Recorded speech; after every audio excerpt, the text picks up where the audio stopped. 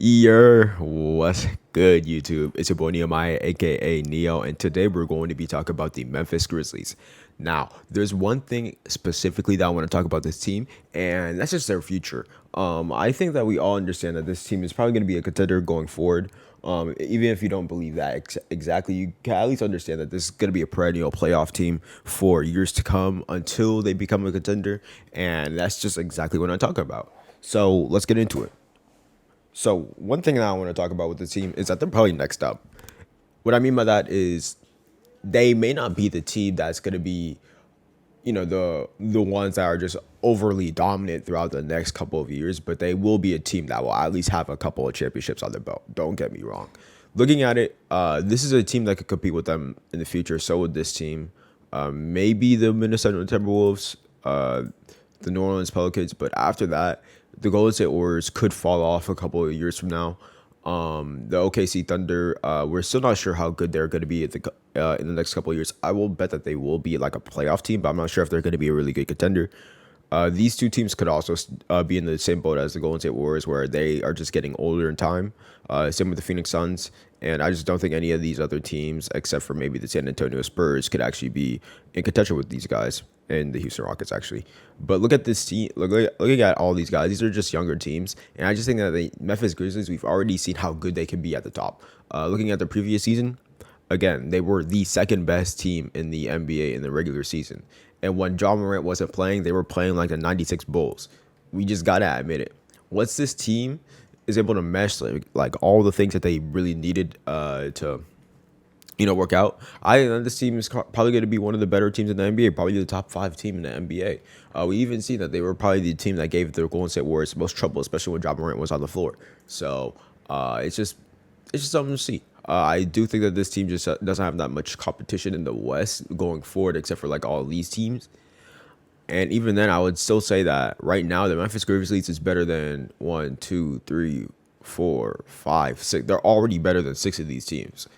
And there is a good argument that they're even better than the Denver Nuggets. So I just want to point that out there. One thing about this team, though, is that they just have a lot of bodies.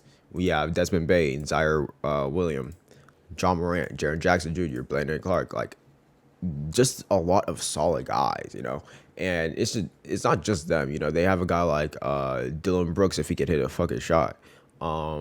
Steven Adams is a really good player that they can just throw out there sometimes. So is Tillman, and they just have. And just looking at the roster, look, they're just younger players, young player, young. They have a bunch of players born in the 2000s or like 1999, and they just have a lot of just young talent. And looking at it like that, you could just kind of see that this team just has just a lot of experience going forward. They have a lot of potential going forward, and they aren't in like a really bad contract situation. Yeah, like Tyus Jones makes $15 million. Steven Adams makes 17 million, but I think Steven Adams expires next year. Let me just check this real quick. Steven Adams, I'm pretty sure expires next year. I could be wrong though. Yeah, he does. So that's gonna be 17 million off the books. Tyus Jones, I'm actually not sure at all. I would have to check that. I think Okay, no, he expires in 2 years. So they're essentially expiring around. So that's 18. That's 14. So they're expiring around 32, I believe. Yeah, 32 million in the next 2 years. So that's gonna be really great for them. And then even just looking at even like some extensions, even though Jared Jackson already got an extension, that's gonna be solid. John Morant is probably gonna get maxed, but if they are able to like get a free agent by the time that he gets his max, that's gonna be great. They're probably gonna give another extension to my boy. Where is he? Over here. Desmond Bain making $2 million is kind of crazy. So again, this also emphasizes how they're going to be next up because they just have a lot of flexibility with the cap space. They are very, very under the cap, especially if they trade away guys like Steven Adams or if they have him expire. Tyus Jones, if he expires, and Danny Green, he expires this year too. I'm 100% confident in that. I don't even have to check that. But look, Desmond Bain, he's the next He's the next great 3-and-D player. He has Michael Porter-esque stats already, and it's his second year. His playoff series against the Memphis, or not the Memphis Grizzlies, the Minnesota Timberwolves before he got injured was insane. Look at it. Look at these stats, bro. Look at them. 9 threes on 50% shooting, bro. Huh? Dude, he's the next Klay Thompson. I'm sorry.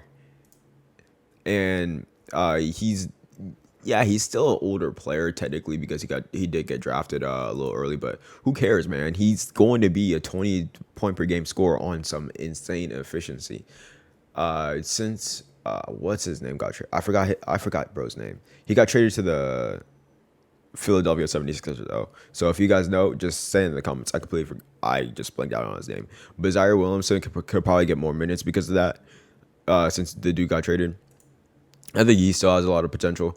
He did get injured earlier in the season, and that kind of did not help that much. But I still have a lot of belief in him. So, yeah, I think that he's going to be a really good player, and I think that he could honestly just fit the small forward hole a lot. Ja Morant.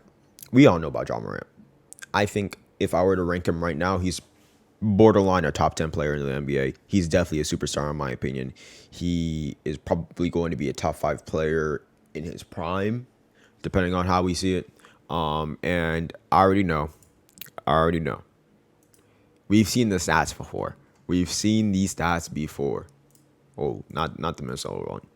He sucked in Minnesota, but against Golden State, he's dropping 40 points on their head. 8 assists, 2 turnovers on 50, 40, 86 splits. Like we don't got to talk about it. If you don't have big men to guard Ja Morant, bro, you're not stopping him. You're not stopping him. Let's even look at his playoff run against not Minnesota, the Utah Jazz. Almost the same stats. The only problem was he wasn't as efficient from 3. But besides that, look at the efficiency field goal percentage, bro. Like he's just him. He's just him. The next him in the NBA. If I were to guess, he's probably going to be the reason why this team wins a championship or 2. He's the reason why I think that this team is the next up, the team that's going to be in the playoffs all the time. They're probably going to be the next Spurs. So let's just get into it. This is probably the biggest question mark. So Jaren Jackson is probably going to be out until December, maybe coming back earlier, November-ish time, but we don't know. He got injured like the last day of June. It was really bad. So now there's a tale of 2 stories with Jaren Jackson, bro. We got this Jaren Jackson, who's good from 3, and we got this Jaren Jackson, who's bad from 3. We got a Jaren Jackson who fouls a lot, and we got a Jaren Jackson who doesn't foul. Well, never mind. He always fouls. But looking at it, like 4 fouls is unbelievable. Like you got to be better than that. The 3-point percentage, if it's really good, it's really good. But like he still needs to stay on the floor. I think that he just needs to improve a lot of his game, like more so just intangibles, just knowing when to foul, when to not foul, how to contest shots a lot better so he doesn't get called for a cheap whistle and all that stuff. So I think that he's really just right there. And I think that he's just like a couple of small increment changes for this team just being a new dynasty, you know? Brandon Clark, again, the new 5. Well, he's kind of more of a power forward, but he does play the 5 sometimes, especially when Jaren Jackson plays. Again, he's probably the most athletic player on this team, even considering Ja Morant. I think that he's a really great fit around this team, even though this team just doesn't have like a traditional center besides Steven Adams. And I think that their style of play, especially when they start running, it's going to be really good. Especially when Ja Morant is kind of collapsing the paint, having a lot of rim pressure. He essentially leaves this guy open, and he's able to do a lot of work with that. So that'll be great. That would be great for this guy. And to sum everything up, I do think that this team just has a lot of things that put them into position for them to be one of the next great NBA teams of all time. Not necessarily saying that, they're going to be one of the best teams to ever land on the floor, like the 96 Bulls. No, I'm just saying that they're one of the teams like this. Let's say the San Antonio Spurs dynasty. They're one of those teams that if this team's core could stay together, I think that their team could probably just maybe go for a few chips for a couple of decades. We've seen John Morant be able to, just rise to a superstar level player, especially against teams that just don't have the players to guard John Morant. We've seen a guy like Desmond Bain be able to light it up in the playoffs when he's 100% healthy. Jaren Jackson has a couple of things that he just needs to work some kinks out. Dylan Brooks, he's Dylan Brooks, but they could probably just get off that guy. And just looking at this roster from a whole standpoint, they just have a bunch of young players.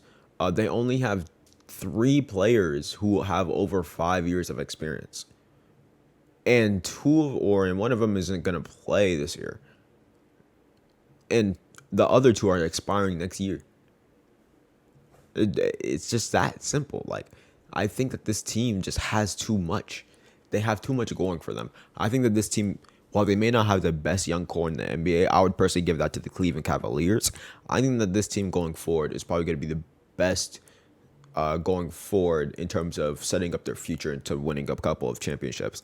If I were to rank this team in terms of how good I think that their primes are going to be in terms of a team as a whole, I think that this team is at least top 2, tied with the Cleveland Cavaliers, if not a little bit lower, a little bit higher. I will change on that consistently, but I think that this team is the next step in the West. Once a lot of the older teams die down, again, the Denver Nuggets, while they are still young, they're still a little bit older. I still think that they're better than every single one of these teams going forward. So I do think that this team is probably going to get a championship or 2, if not go to like a couple finals appearances. And I think that this team, not maybe even next year, their time is starting to come up. They have been overachieving for God knows how long, and once they start getting a hand on that trophy, they're not gonna let it up. They just have that culture. So I think that this team is next up in the NBA. But that's it for me. It's been your boy Nehemiah, aka Neo, and I hope you guys are having a great one. And comment what you think is the next team up for the NBA. Who's the next team that you think is going to be one of the best teams in the NBA for a millennia? Oh, not a millennia, a decade, excuse me. So I'll see y'all later.